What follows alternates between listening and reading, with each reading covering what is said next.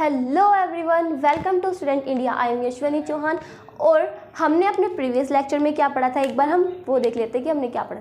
हमने अपने previous lecture में कम्बिनेशन रिएक्शन के बारे में पढ़ा था और डिकम्पोजिशन रिएक्शन के बारे में पढ़ा था। ये डिकम्पोजिशन रिएक्शन के 3 टाइप्स होते हैं। कौन कौन से?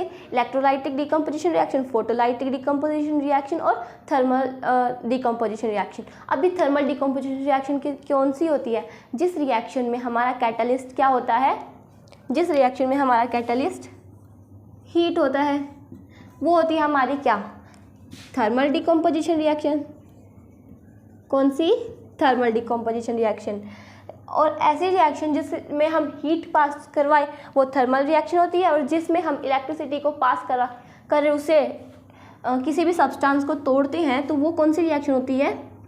Electrolytic reaction. कौन सी? Electrolytic reaction, decomposition reaction. और ये कैसे? इलेक्ट्रिसिटी। इसका कैटलिस्ट क्या होता है? हम इलेक्ट्रिसिटी होता है। ठीक है। तीसरी कौन सी आती है? Photolytic decomposition reaction. जिस रिएक्शन में हमारा जो कैटलिस्ट होता है वो क्या होता है? लाइट होती है। प्रेजेंस ऑफ सनलाइट, मतलब जो भी सन की लाइट होती है उसकी हेल्प से ऐसी रिएक्शन करें तो वो कौन सी रिएक्शन होती है? Photolytic decomposition reaction.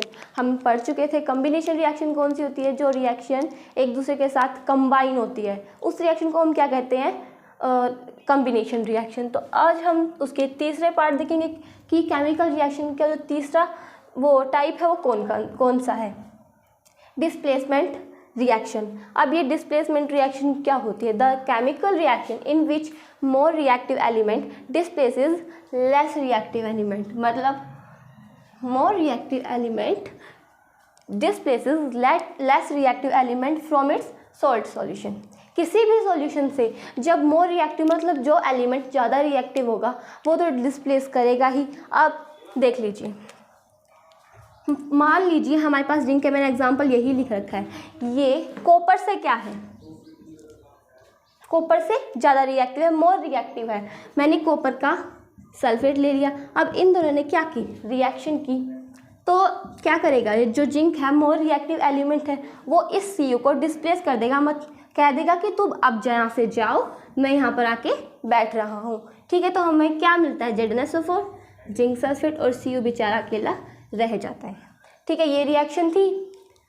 एग्जाम्पल यही बताया है मैंने। सबसे पहले तो हम Fe कर लेंगे। Fe मतलब आयरन। कॉपर सल्फेट ने फिर आयरन के साथ रिएक्शन किया, फिर सल्फेट की फॉर्मेशन हुई, और जो हमारा कॉपर था वो क्या हो गया? अकेला हो गया।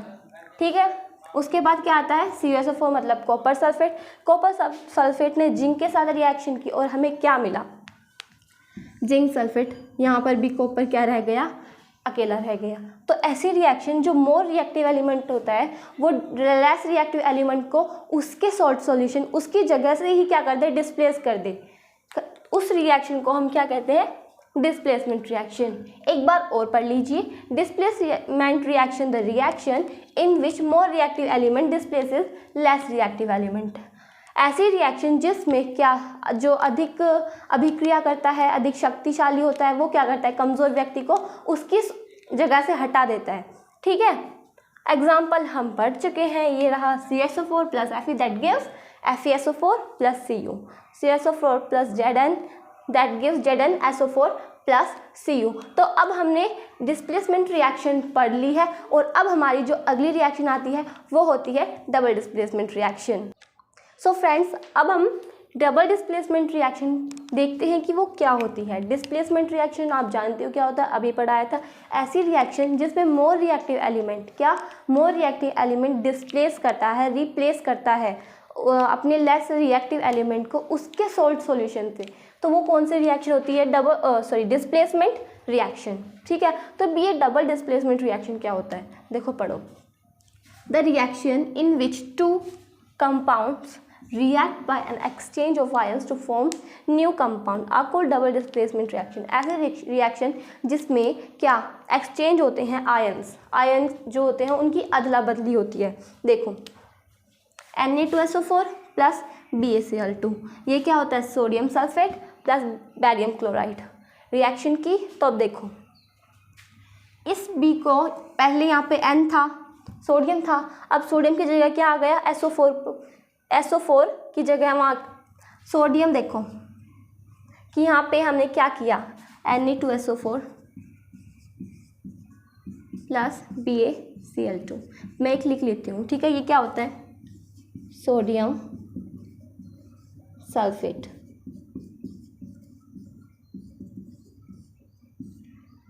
BaCl2 barium chloride, barium chloride. अब BaSO4 क्या बना, बैरियम सल्फेट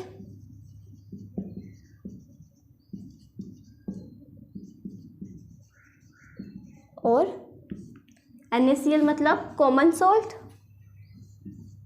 या फिर हम कह सकते हैं सोडियम क्लोराइड। मैं यहाँ सोडियम क्लोराइड भी लिख देती हूँ उसकी जगह, ठीक है, सोडियम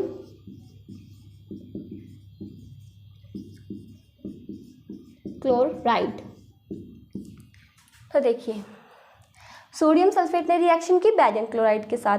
अब इसमें क्या हुआ, आयंस की एक्सचेंजमेंट हो गई है, सल्फेट वही है, क्लोराइड वही नहीं है, इनके आयंस हो गए। SO4 के साथ कौन बैठ गया, यहाँ देखिए हमारे पास SO4 मतलब सल्फेट के साथ अब बैरियम बैठ गया।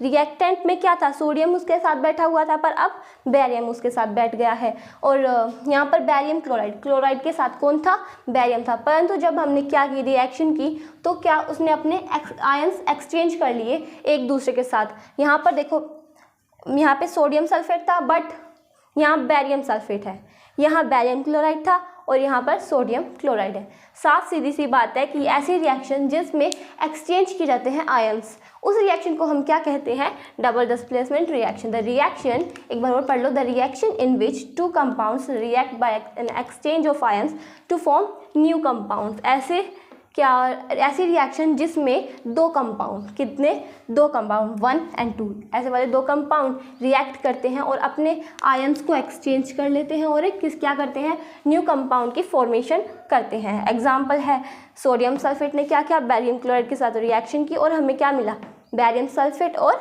Sodium chloride. तो देखो हमने डबल डिस्प्लेसमेंट रिएक्शन के बारे में पढ़ लिया है। अब हम पढ़ेंगे रेडॉक्स रिएक्शन, ठीक है।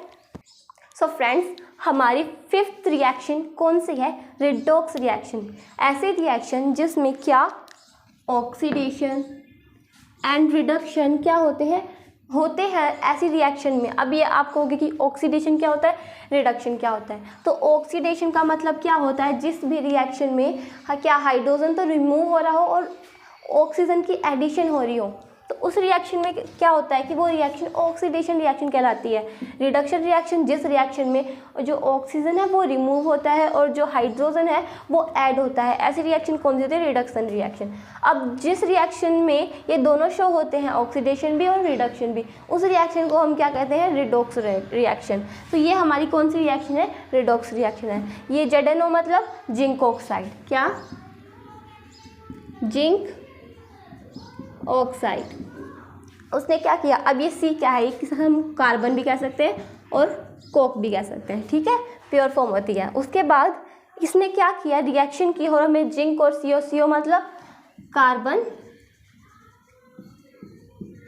मोनोऑक्साइड, कार्बन मोनोऑक्साइड की फॉर्मेशन हुई। तो यहाँ पर कार्बन क्या था, अकेला था, परंतु ऑक्सीजन जाके उसके पास क्या हुआ, जुड़ गया। O मतलब ऑक्सीजन, वो क्या हो गया, इस रिएक्शन में जुड़ चुका है कार्बन के साथ। तो इस रिएक्शन को हम क्या कह देंगे, ऑक्सीडेशन रिएक्शन।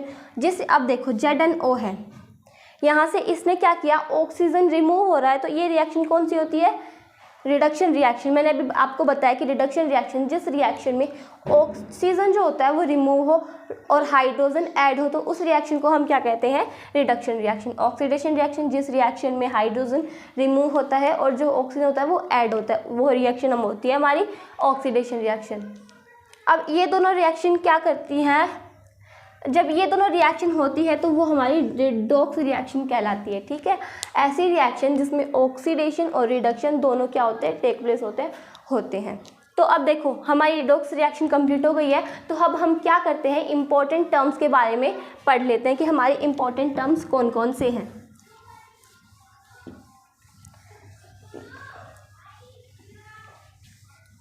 इंपॉर्टेंट टर्म्स मतलब जैसे कि एक्सोथर्मिक रिएक्शन, एंडोथर्मिक रिएक्शन, ये रिएक्शन, ठीक है। देख लीजिए, एक्सोथर्मिक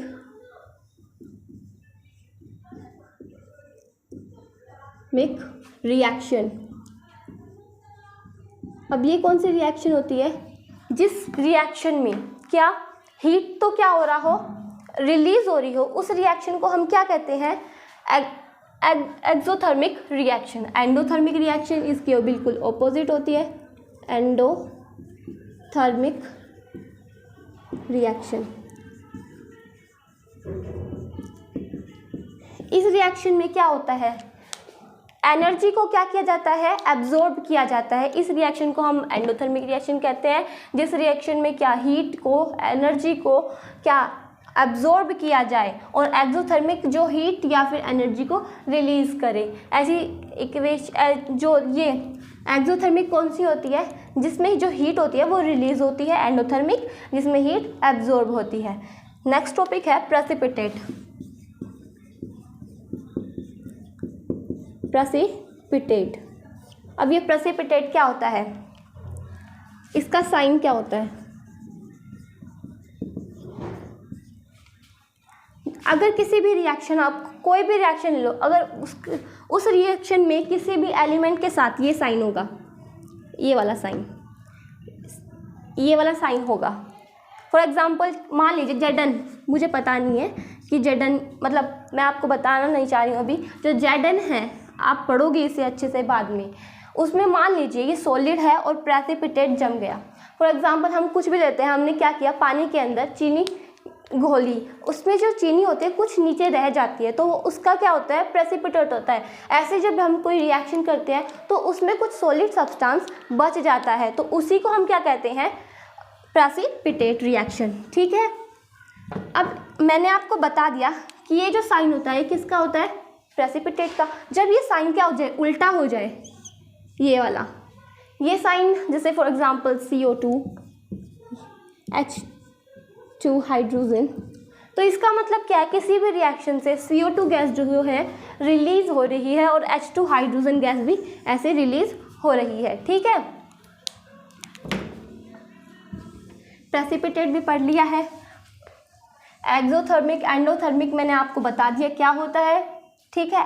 एक्सोथर्मिक रिएक्शन वो रिएक्शन होती है जिसमें क्या हीट रिलीज होती है और एंडोथर्मिक रिएक्शन में हीट एब्जॉर्ब होती है। अब आप फोटोसिंथेसिस प्रोसेस ही ले लीजिए, जिस प्रोसेस में क्या सनलाइट को क्या किया जाता है? एब्जॉर्ब किया जाता है, तो वो जो प्रोसेस होती है वो रिएक्शन क्या होती है? एंडोथर्मिक रिएक्शन होती है, ठीक है।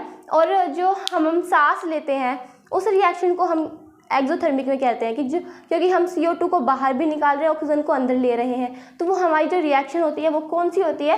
Exothermic reaction. प्रेसिपिटेट मतलब किसी भी रिएक्शन को करवाते हैं तो कुछ सॉलिड सब्सटेंस बच जाता है जो नीचे जाके उसकी तली पर जम जाता है, उसे हम क्या कह देते हैं? प्रेसिपिटेट कह देते हैं। तो देखिए हमने आज क्या क्या पढ़ा है। हमने आज एक्सोथर्मिक के बारे में पढ़ लिया, एंडोथर्मिक और प्रेसिपिटेट के बारे में पढ़ लिया। हमने 2 रिडॉक्स रिएक्शन पढ़ ली, डिस्प्लेसमेंट, डबल डिस्प्लेसमेंट, ये रिएक्शन पढ़ ली है, ठीक है। तो अगर आपको ये मेरी वीडियो अच्छी लगी तो प्लीज़ इसे लाइक, सब्सक्राइब एंड शेयर करना। And thanks for watching my video. तब तक के लिए जय हिंद, जय भारत।